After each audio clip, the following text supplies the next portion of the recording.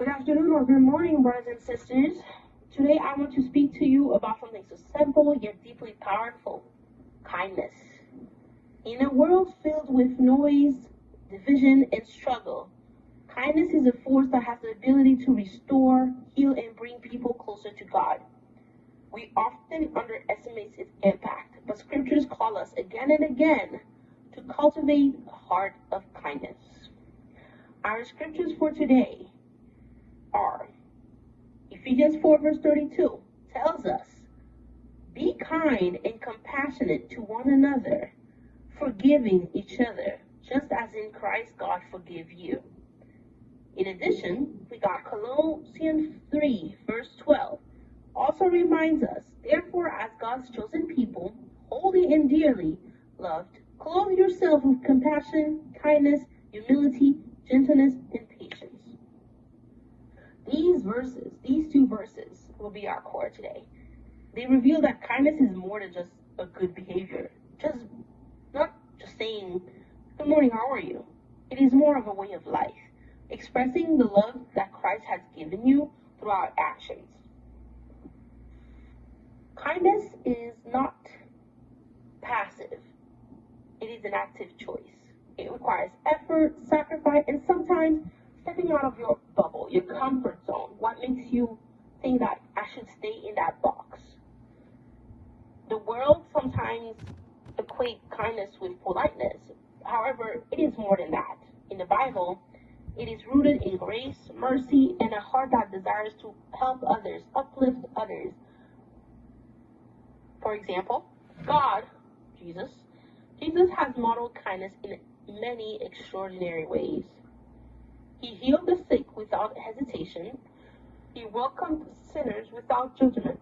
He embraced the outcast when society rejected him. He forgave those who wronged him, even on the cross.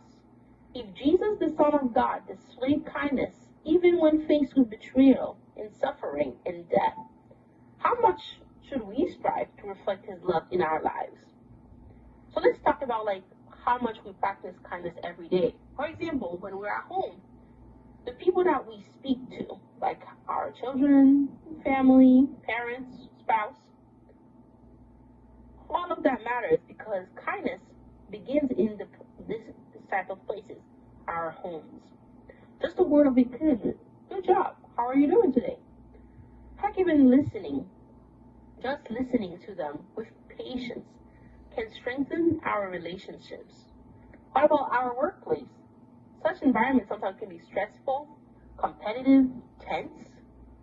Just being kind to that one colleague can literally extend grace in frustrating situations.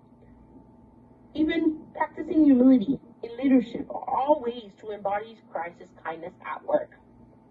What about in our community, on the road? Many people sometimes walk through life feeling invincible. Just a simple, "How are you today?" spoken with sincerity can tell another which is in need that they are seen, that they're not invisible, that they are loved. For example, in our churches, sometimes it is overlooked. For example, when somebody comes for the first time, are we truly welcoming newcomers? Do we extend grace to those struggling in their faith? Are we intentional about lifting up those who are weary? Our churches should be the place where kindness thrives, not just in sermons, but in practice as well. Kindness is beautiful, but it's not seen, and it's not easy. Sometimes it requires patience with difficult people. Other times it just means to forgive when you feel hurt, or extending grace when our heart feels hardened. Jesus never said kindness would be effortless, but he did promise that through him we could love in ways beyond our human limitations. Let's consider 3 barriers to kindness, such as being too prideful. Being prideful can make us feel superior, that we should not lower ourselves, that we should be above others. How about we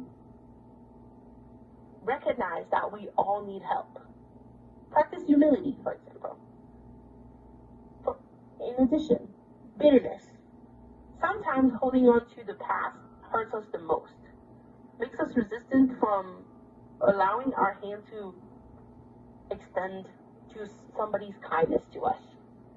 How about forgiveness? Choosing to let go and trusting God's justice is a great way. Last but not least, we have fear. Fear sometimes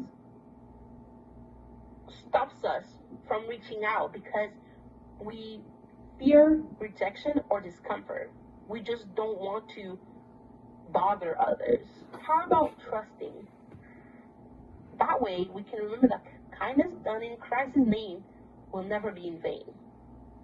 So let me tell you a little story about how much kindness is amazing. A man was rushing through his morning when he saw someone struggling with their groceries. Though he had little time and he would have been late for work, he stopped and helped. The woman, overwhelmed with gratitude, later shared that she had been feeling abandoned by God. Just this one act helped her see that she was not forgotten. She is seen and loved. Kindness has a ripple effect, one that can inspire another, and before long, it creates a chain of reaction. Just being kind today might be the very thing that can help another think that they are seen and they are loved, they are remembered, and they are not forgotten. So how do we make it part of our lives? Just show it every day. For example, be intentional, such as ask somebody, how are you doing today? Be consistent. Although it is hard